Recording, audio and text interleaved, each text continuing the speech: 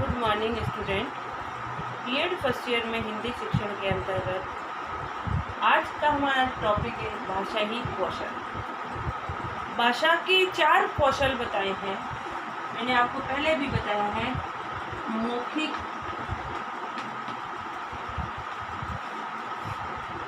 लिखित,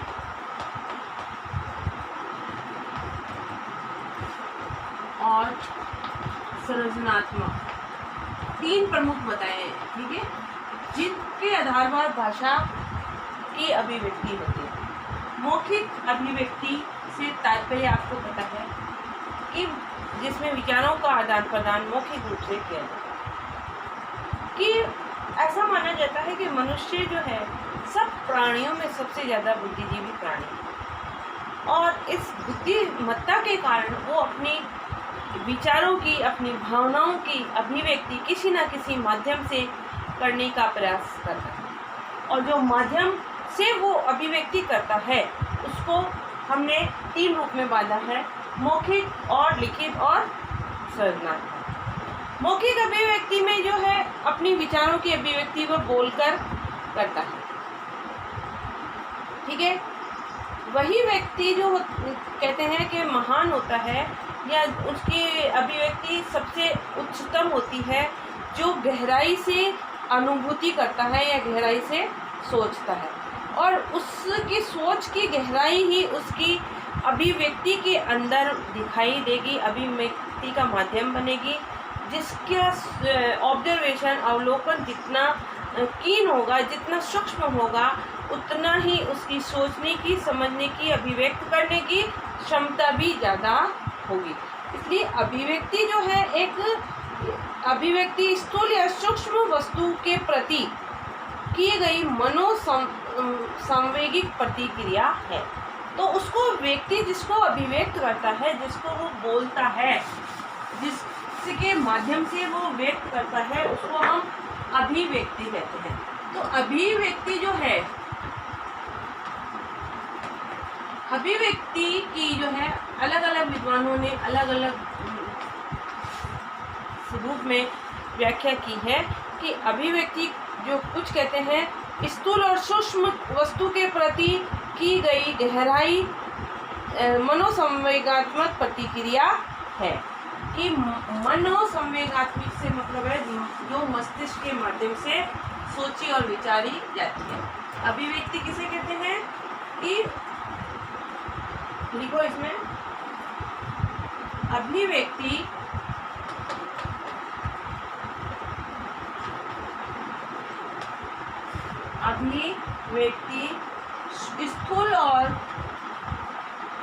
स्थूल एवं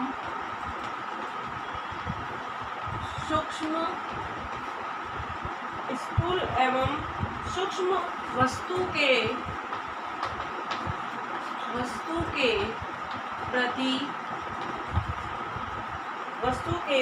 प्रति की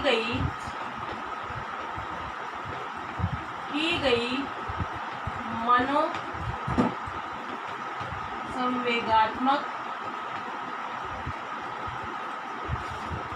मनोसंवेगात्मक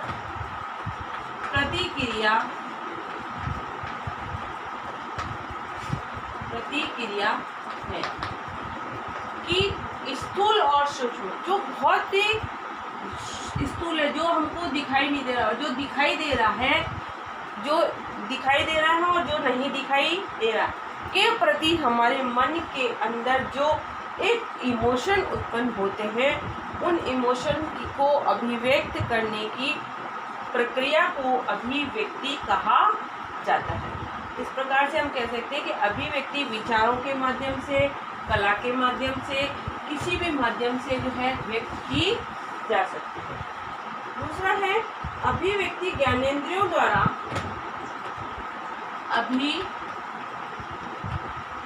अभिव्यक्ति ज्ञानेंद्रियों के द्वारा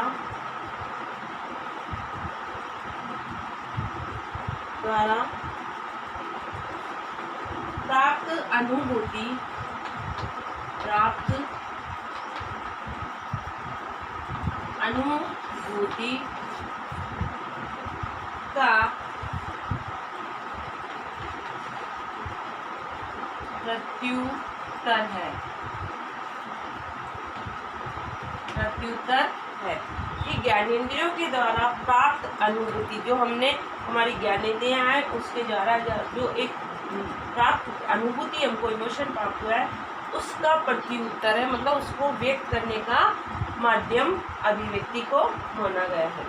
अब जो है अभिव्यक्ति है, उस 3 प्रकार से अभिव्यक्ति होती है। ठीक है, अभिव्यक्ति का माध्यम जो है या अभिव्यक्ति के प्रकार। अभिव्यक्ति के प्रकार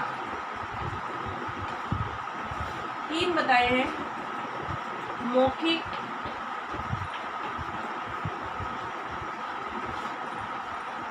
लिखित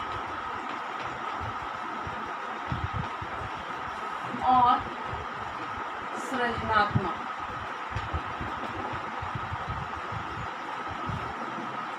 मौखिक अभिव्यक्ति वह माध्यम है जिसके द्वारा व्यक्ति बोलकर अपने भावनाओं, विचारों को व्यक्त करने का प्रयास करता है।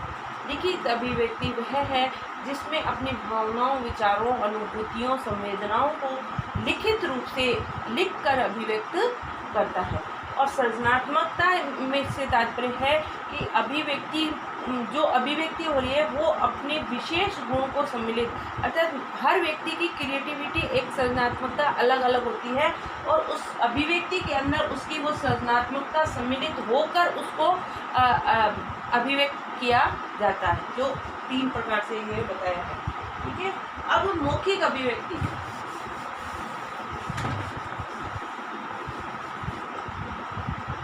पहला है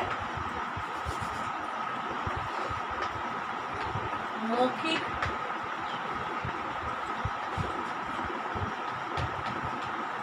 अभिव्यक्ति।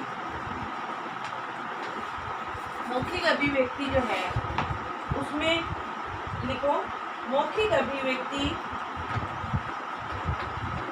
मौखिक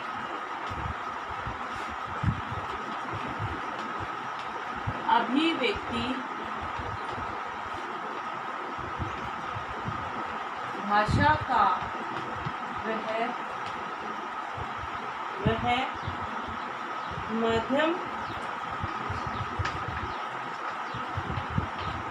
माध्यम है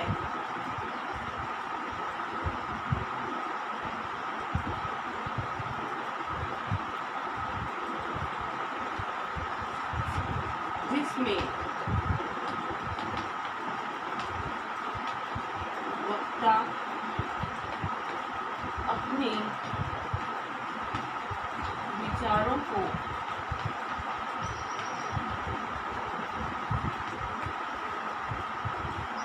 भाव, मुद्राओं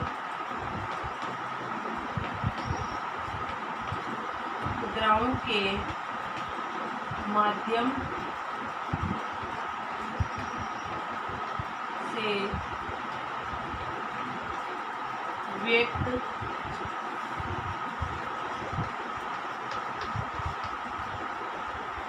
करता है।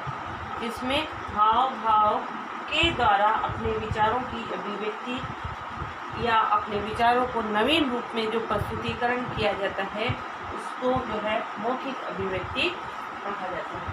अब मौखिक अभिव्यक्ति की विशेषताएं। मौखिक अभिव्यक्ति की जो है विशेषताएं बताई गई हैं कि एक मौखिक अभिव्यक्ति जो वक्ता करता है उसमें किन किन गुणों का, किन किन विशेषताओं का होना अनिवार्य है।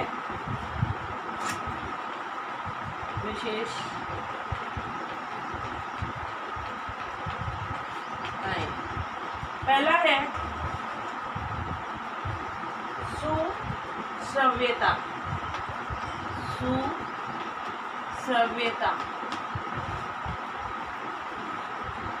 दूसरा है उचित गति।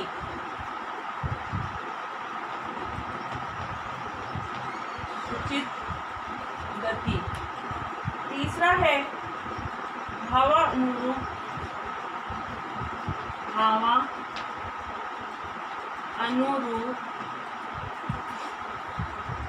उतार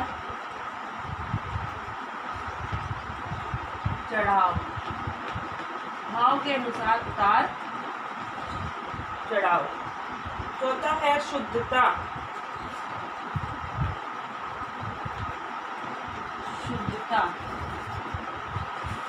पांचवा है क्रमबद्धता,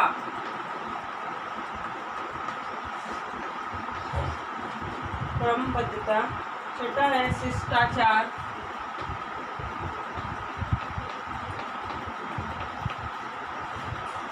सातवां है अवसरानुकूलता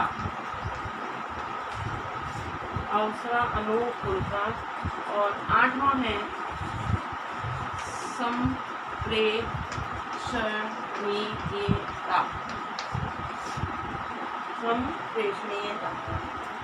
मौखिक अभिव्यक्ति की जो है ये 8 विशेषताएं बताई हैं कि जो हम मौखिक अभिव्यक्ति के माध्यम से अपने विचारों की अभिव्यक्ति करते हैं वो स्पष्ट होना चाहिए, जो दूसरों को स्पष्ट रूप से सुनाई दिए, सुनने में बिल्कुल स्पष्टता होनी चाहिए, उसकी गति सही होनी चाहिए कि बहुत ना जल्दी ना बहुत ही तेज, और भावों के अनुरूप हाव भाव भंगिमा उतार चढ़ाव होना चाहिए, शुद्धता होनी चाहिए, स्पष्टता होनी चाहिए, क्रमबद्धता, एक के बाद एक जो विचारों की अभिव्यक्ति उसमें एक क्रमबद्धता होनी चाहिए, शिष्टाचार पूर्ण शब्दावली का उसमें प्रयोग किया जाना चाहिए, अवसरानुकूलता, अवसर के अनुसार जो भाव है विचार है उनकी अभिव्यक्ति उसी अवसर के अनुसार होनी चाहिए, और संप्रेषणीयता, कि विचारों की अभिव्यक्ति का जो एक सशक्त माध्यम है संप्रेषण करने का मौखिक अभिव्यक्ति, तो उसमें संप्रेषणता होनी चाहिए, स्पष्ट होना चाहिए, तभी विचारों की अभिव्यक्ति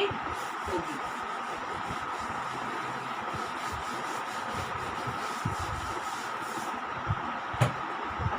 कार्य का प्रश्न है अभिव्यक्ति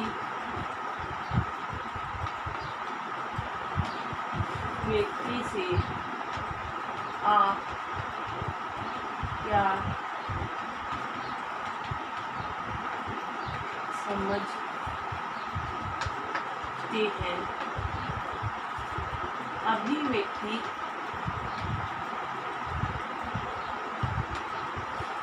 के प्रकार में मौखिक अभिव्यक्ति को स्पष्ट